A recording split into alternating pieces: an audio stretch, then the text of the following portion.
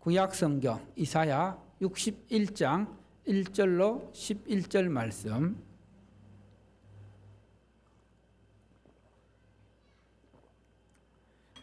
이사야 61장 1절로 11절 말씀.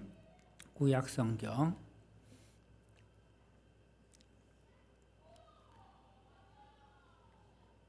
이사야 61장 1절로 11절 말씀 한 절씩 교독합니다. 1절입니다. 주 여호와의 영이 내게 내리셨으니 이는 여호와께서 내게 기름을 부으사 가난한 자에게 아름다운 소식을 전하게 하려 하심이라. 나를 보내사 마음이 상한 자를 고치며 포로된 자에게 자유를, 갇힌 자에게 노임을 선포하며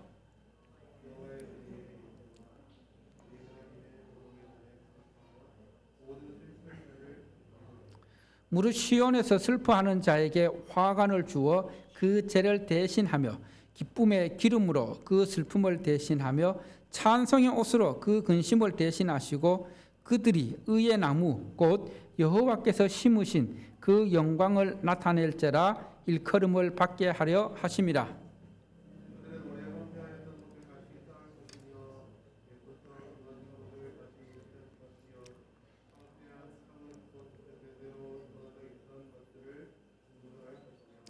외인은 서서 너희 양떼를 칠 것이요 이방 사람은 너희 농부와 포도원 지기가 될 것이나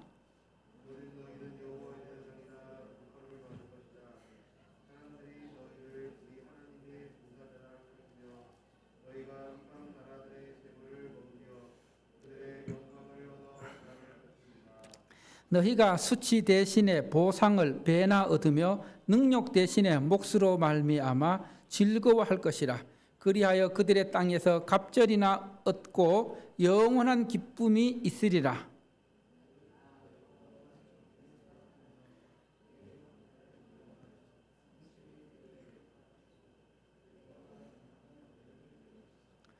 그들의 자손을 문나라 가운데에 그들의 후손을 만민 가운데에 알리리니 무릇 이를 보는 자가 그들은 여호와께 복받은 자손이라 인정하리라.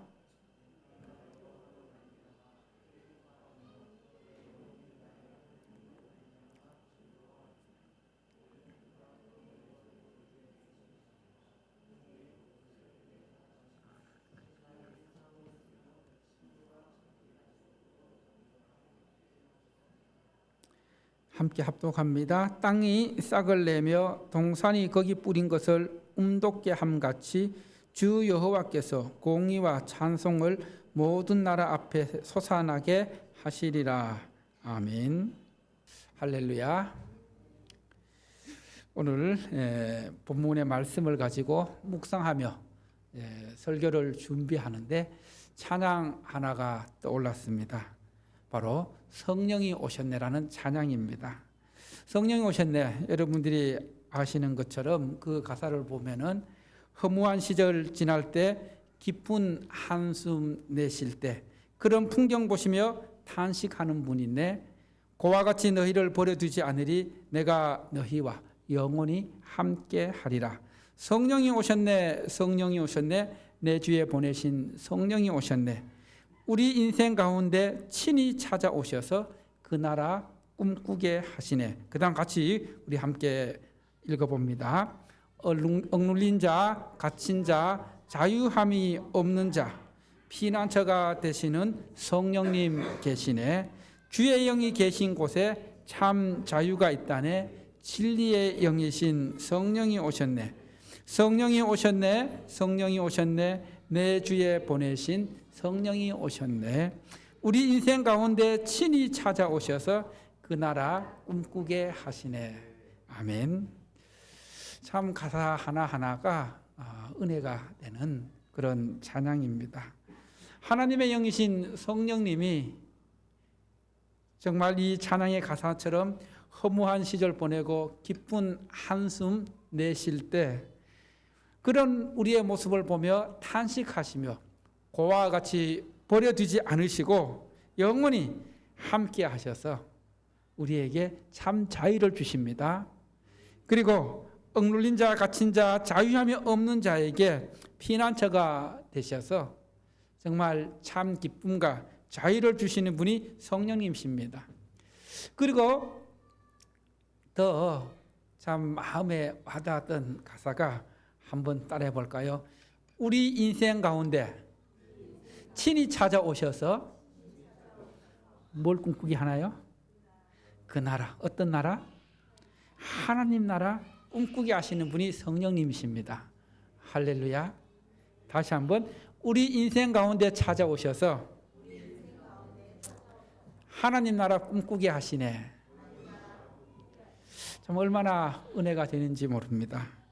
우리가 대림절 세 번째 주일 예배를 드리면서 오늘 예배 가운데 하나님의 영인 성령님이 우리 가운데 임하셔서 우리 가운데 친히 찾아오셔서 더욱더 우리가 하나님에 대한 하나님의 나라의 소망을 가지고 하나님 나라 꿈꾸는 그런 시간 되기를 축원합니다.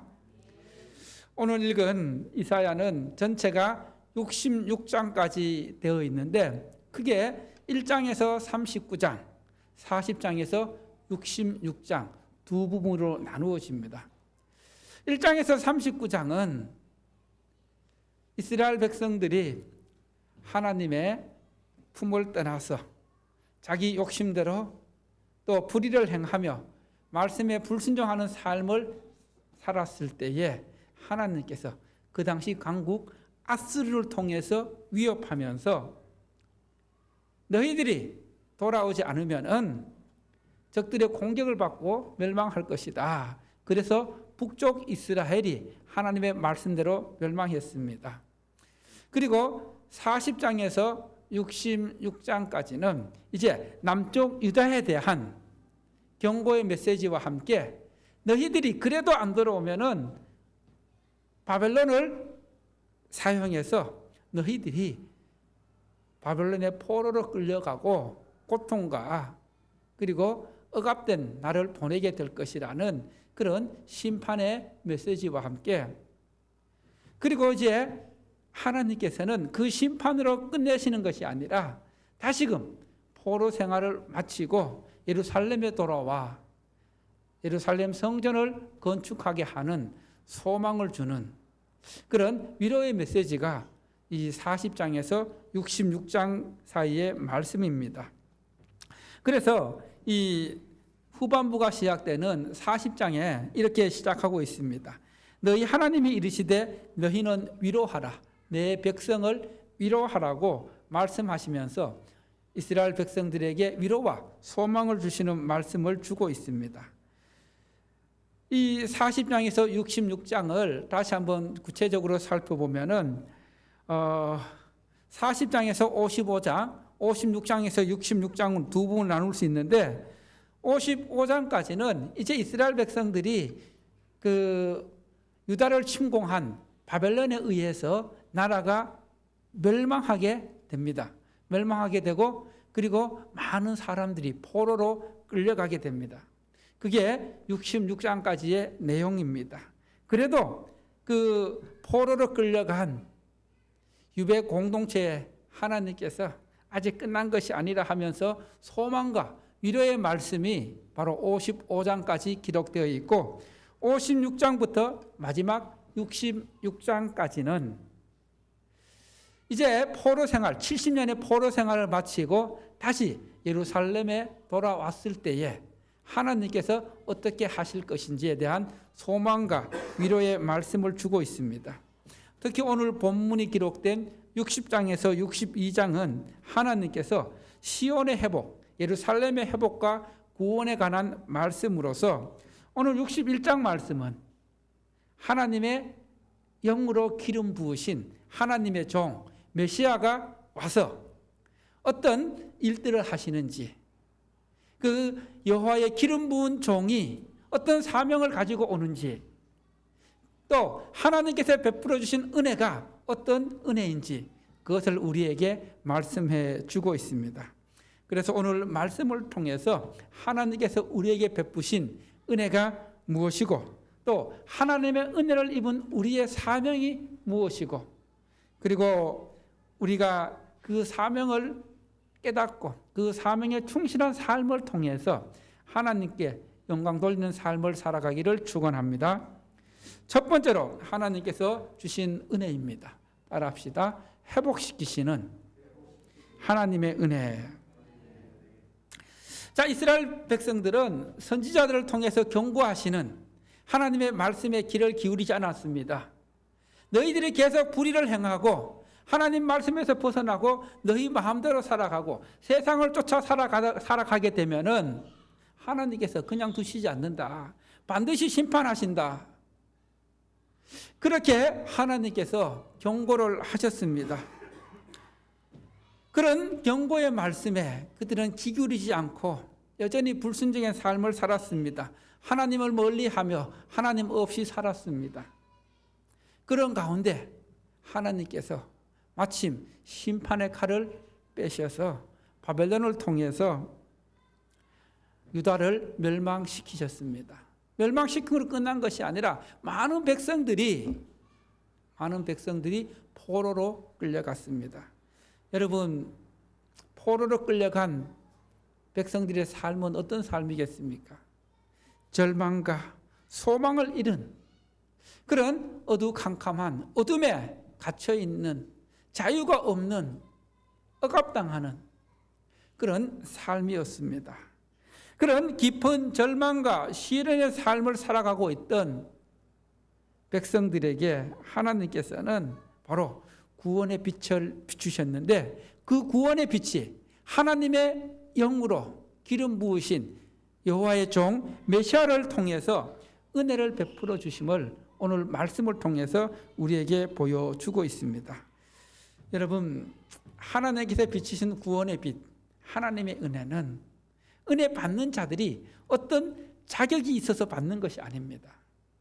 일방적인 하나님의 은총입니다. 일방적인 하나님의 섭리입니다. 일방적인 하나님의 긍휼하심입니다. 여러분에게 주어진 하나님의 은혜, 여러분들이 하나님 앞에 어떤 은혜 받을 만한 그런 공로와 자격이 있어서 주는 것이 아니라 하나님의 긍휼하심 속에서 베풀어 주시는 하나님의 사랑입니다. 할렐루야. 그래서 이스라엘 백성들에게 베풀어진 구원의 빛, 시온의 회복, 이것을 통해서 하나님의 영광을 모르는 그 주변의 사람들도 하나님의 영광을 보게 되고, 그리고 또 하나님의 영광을 깨닫고 하나님께로 돌아오게 된다는 말씀이 오늘 본문 말씀입니다. 자, 오늘 이스라엘 백성들에게, 유다 백성들에게 임한 구원의 빛은 하나님의 아들인 예수님께서 이 땅에 오셔서 십자가를 통해 이루신 하나님의 은혜입니다. 그래서 이 하나님의 아들이신 예수님으로 인해서 임한 구원의 빛이 바로 오늘 저와 여러분에게 허무한 시절 보내고 깊은 절망 가운데 있던 저와 여러분에게 임한 것입니다. 그래서 우리는 하나님의 백성이 되었습니다. 하나님의 자녀가 되었습니다. 우리가 은혜 받을 자격이 없지만은 하나님의 긍휼하심으로, 하나님의 전적인 사랑으로 우리는 그 구원의 은혜를 누리게 되었던 것입니다. 우리는 이런 하나님의 은혜를 모두가 다 누리는 것은 아닙니다. 이 구원의 빛으로 오신 이 하나님의 은혜는 우리가 예수님을 믿고 받아들일 때에 성령님을 통하여 주시는 하나님의 은혜입니다. 그래서 하나님의 자녀가 되게 하시고, 그리고 또 세상의 빛으로 빛의 자녀로 삼아 주시는 은혜입니다. 여러분에게 정말 하나님께서 예수님을 통해 주시는 구원의 빛이 임했습니까? 그 은혜가 여러분에게 있습니까? 오늘 본문 말씀, 1절 말씀 함께 보도록 합니다. 자, 조시는 분들 정신 차리시고, 자, 1절 말씀 시작. 주 여호와의 영이 내게 내리셨으니 이는 여호와께서 내게 기름을 부으사 가난한 자에게 아름다운 소식을 전하게 하려 하심이라. 나를 보내사 마음이 상한 자를 고치며 포로된 자에게 자유를, 갇힌 자에게 노임을 선포하며. 자, 여기서 보면은 이 여호와의 종, 하나님께서 택하신 여호와의 종에게 무엇이 내렸다 했습니까? 여호와의 영, 성령이 내리시고, 그리고 또 하나님께서 무엇을 부으셨다고요? 기름을 부어 주셨습니다. 자, 성경에서 하나님의 기름 부으심은 하나님께서 주시는 하나님의 그 권위를 상징합니다. 그래서 이 아무나에게 기름 부어지는 것이 아닙니다. 구약 성경을 보면은 하나님의 기름 부으심은 왕의 대관식, 왕으로 택함 받았을 때, 왕으로 대관식이 이루어질 때에 기름을 붓게 됩니다. 그리고 또 제사장의 위임식, 하나님의 제사장으로 위임하게 될 때에 기름 부음을 받게 됩니다. 그리고 또 하나님께서 하나님의 말씀을 전하는 선지자로 부름받을 때에 바로 이 기름 부음이 있게 되는 것입니다. 이렇게 기름 부음을 받는다는 것은 히브리어로 따라해 볼까요? 메시아. 바로 기름 부음을 받는다는 의미가 메시아라는 뜻입니다. 그래서 우리가 예수님을 메시아, 그리스도라 부르잖아요. 바로 예수님은 이 같은 우리의 왕으로 오셨고, 또 하나님과 우리 사이를 화해시키는, 중재시키는 제사장으로 오셨습니다. 대제사장으로 오셨습니다. 그리고 하나님의 말씀을 선포하는 선지자로 오셨습니다.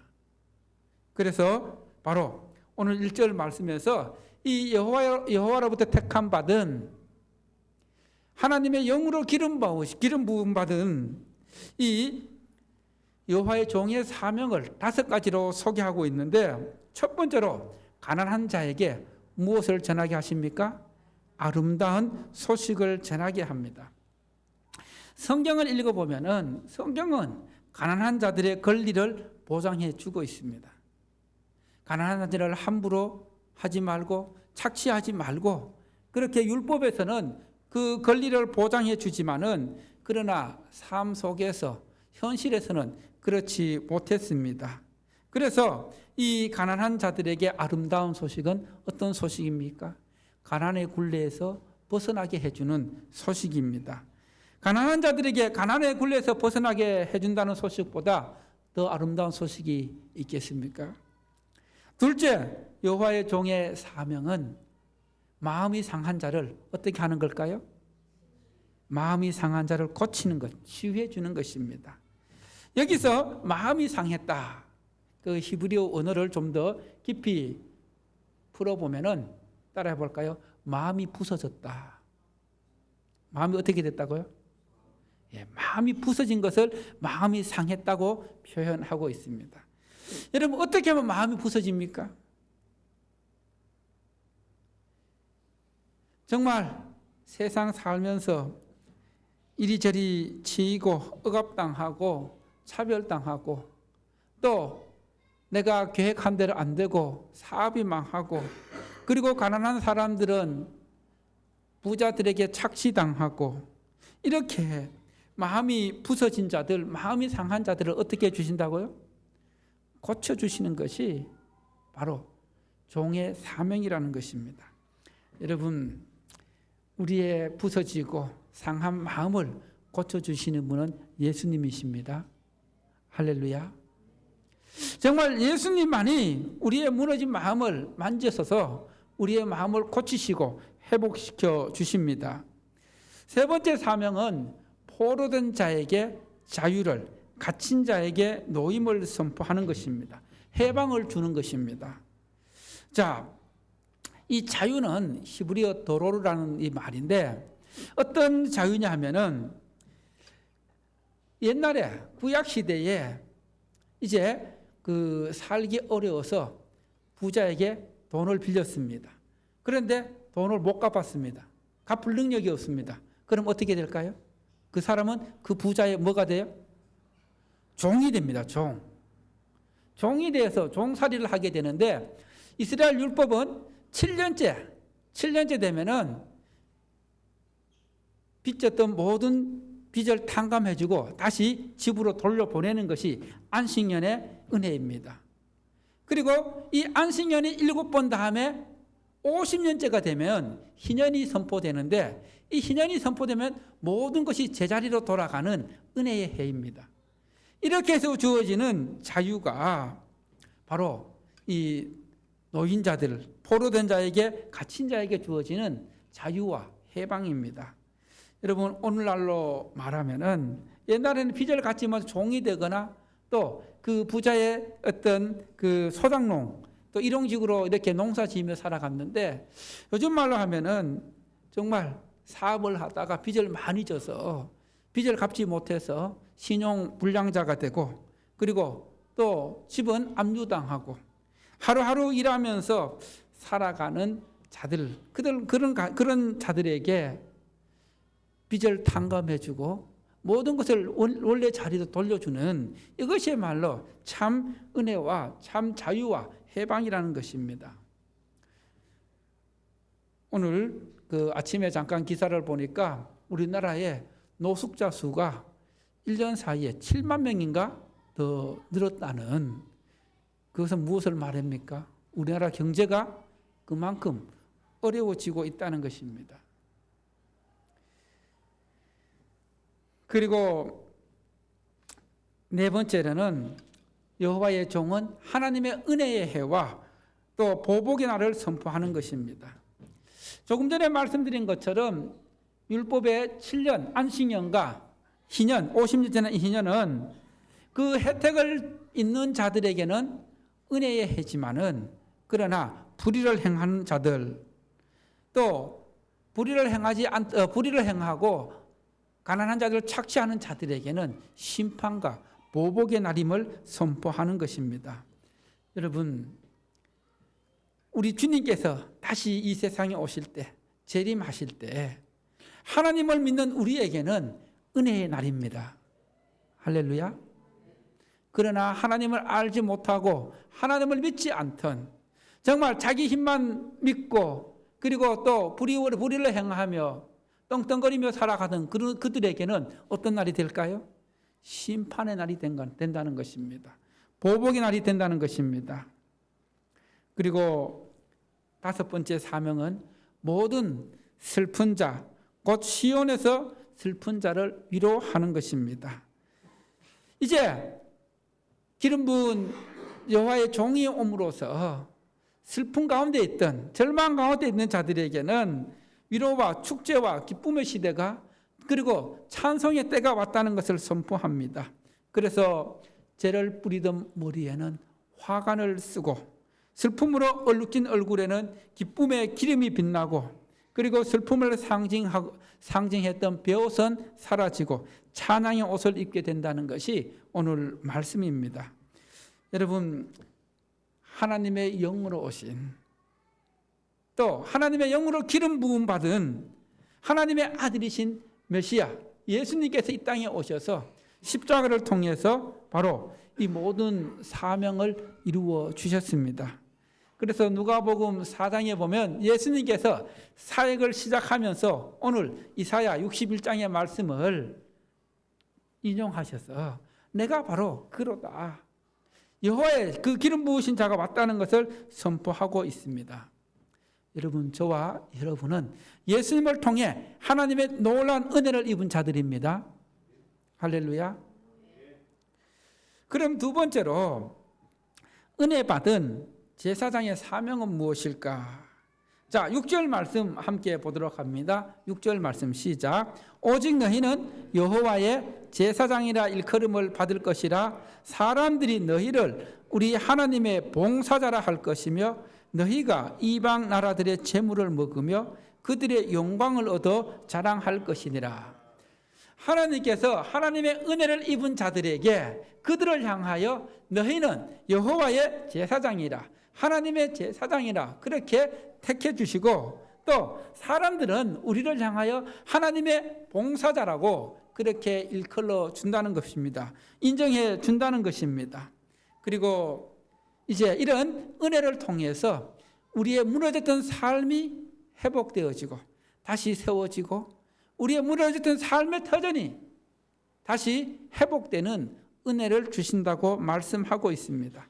그리고 더 중요한 것은 사람들이 우리의 모습을 보고 따라합시다. 여호와 하나님께 복받은 자로 인정된다. 뭘로 인정된다고요? 이 얼마나 은혜의 말씀입니까? 정말 세상 사람들이, 우리 주변의 사람들이 나를 보고 아, 저 사람은 하나님께 복받은 자구나. 여러분 주변의 사람들이 여러분을 보고 이렇게 인정할 수 있습니까? 하나님의 은혜가 임하면 이런 인정을 받게 된다는 것입니다. 할렐루야. 우리 옆에 있는 분들에게 당신은 하나님께 복받은 자입니다. 은혜 받은 자입니다. 조금 은혜 받은 것 같아요. 표정 보니까. 정말 우리의 삶이 하나님 앞에 복받은 자로 살아갈 수 있는, 그리고 그것을 내 주변의 사람들이 봐도 아, 저 사람은 하나님께 복받은 자구나. 여러분 정말 하나님의 복을, 하나님의 은혜를 임했던 거, 그 주변의 사람들이 가장 잘 나타내 주었던 사람이 누군지 아세요? 구약 성경의 요셉입니다. 요셉은 그 주변의 사람들이 볼 때 아, 저 사람은 하나님이 함께하는 사람이구나. 딱 눈에 보였어요. 아, 저 사람은 하나님의 은혜가 특별하구나. 그런 은혜가 여러분에게 임하기를 축원합니다.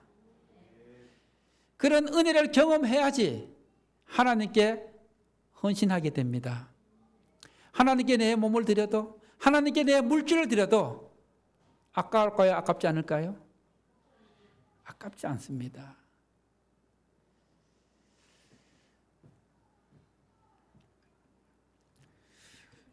어제 이제 설교 말씀 끝내고 잠깐 쉬면서 그 오랜만에 대하 드라마 고려 거란 전쟁인가요? 오랜만에 봤는데 그 신하가 그 황제에게 말하는 게 참 가슴에 새겨지는 말이 있더라고요.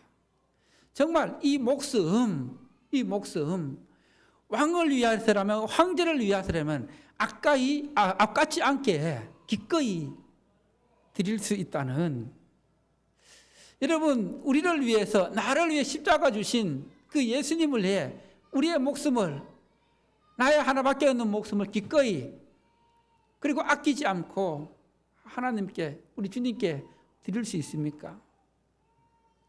정말 군주를 위해서 내 목숨을 기꺼이 드릴 수 있는 그런 신하가 어떤 신하예요?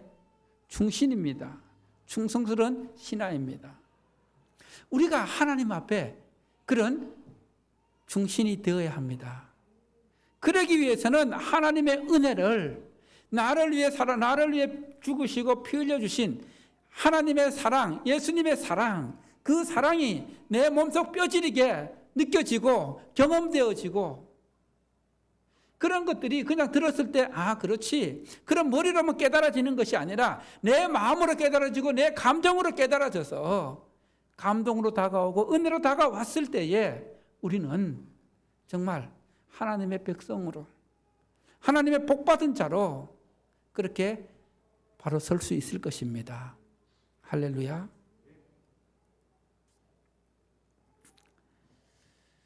그리고 우리 주님은, 대제사장이신 예수님은 영혼육을 온전히 치유하는 치유자로 오셨습니다.